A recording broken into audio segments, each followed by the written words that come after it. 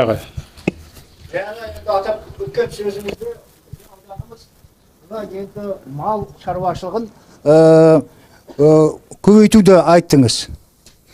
Мал шаруашылығын көбейту үшін ең бірінші малдың өнімін кәдімгідей өңдейтін цехтар болу керек. Мысалы жаңа ет өңдейтін, консерваға айналдыру, шұжық жасау, терісін өңдейтін, МРС дейді ғой енді, мелкий рогатый скот, жүнін өңдейтін, оның да терісін өңдейтін цехтар ашылу керек. Осыған кәдімгі мемлекет, мінекей сіз облыс әкімі ретінде осыған көңіл бөлу керек, грант бөліну керек. Сонда жаңаның бәрі болса, малды өсіруге халық қызығады. Мысалы қазір азғантай малдың өзіне терісін қайда апаратын білмейді, тыстайды апарып, анау навозохранилищеға.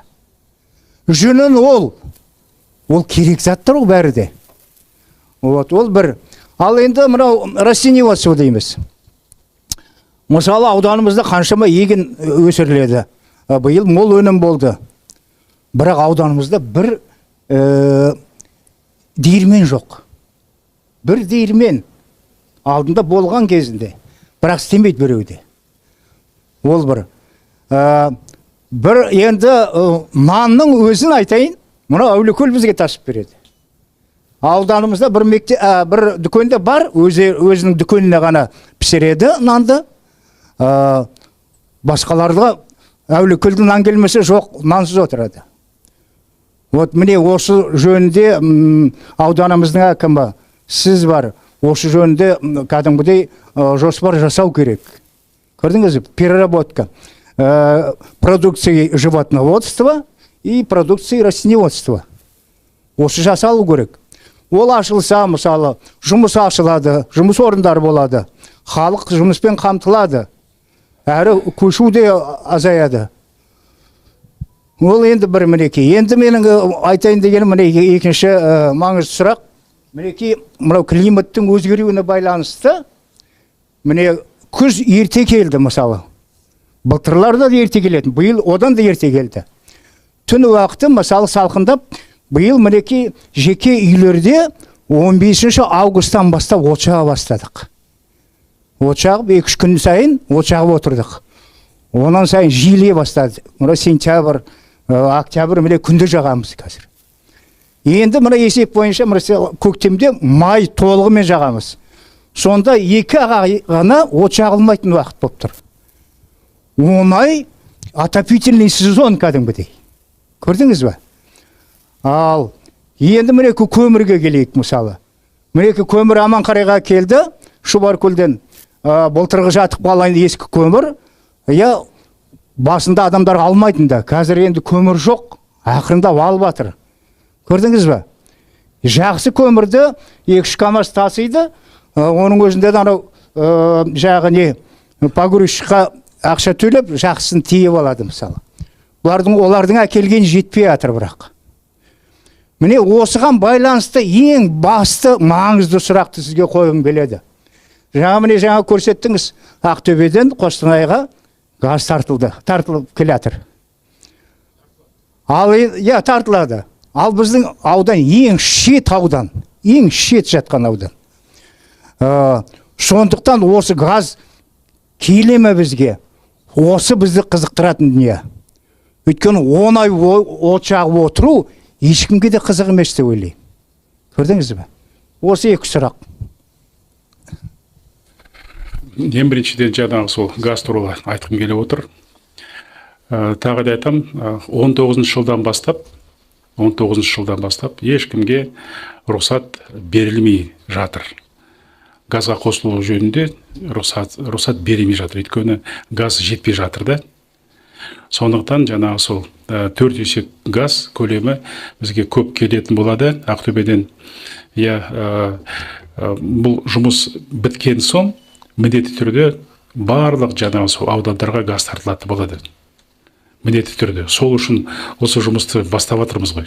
Сол үшін өйткені 492 ауылдың тек қана 15% ғана газға қосылған. 492 ауылдың тек қана 15% ғана газға қосылып жатыр. Өте аз. Сондықтан жаңағы сол алып келетін газ көлемі көп нәрселерге жететін болады. Енді дермен және де малмен айналысатын әрине бұл инвесторларды азаматтар, осы жергілікті атқарушы билік органдарында отырған азаматтар табу керек. Оларды қызықтыру керек. Мен жаңағы сол инвесторды табу қиын жұмыс. Оны қызықтырмасаң, кәдімгідей барлық жағдайларын ойламасаң, жасамасаң келмейді ешкім. Келмейді. Сондықтан сомен жаңағы мен ылғи да аудан қала әкімдерге соны айтамын: жігіттер, отырмаңдар. Қажет болатын болса, қайда барсам да, барам десең де барыңдар, іздеңдер, отырмаңдар. Бірақ міндетті түрде бір жерге барсаң, нәтижесі болу керек.